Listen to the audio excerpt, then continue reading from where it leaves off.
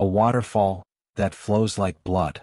Deep in Antarctica, there's a place called Blood Falls, where the water runs bright red.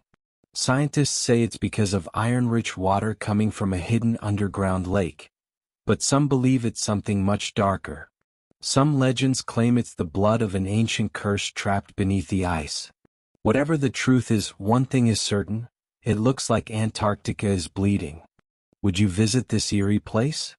Let me know.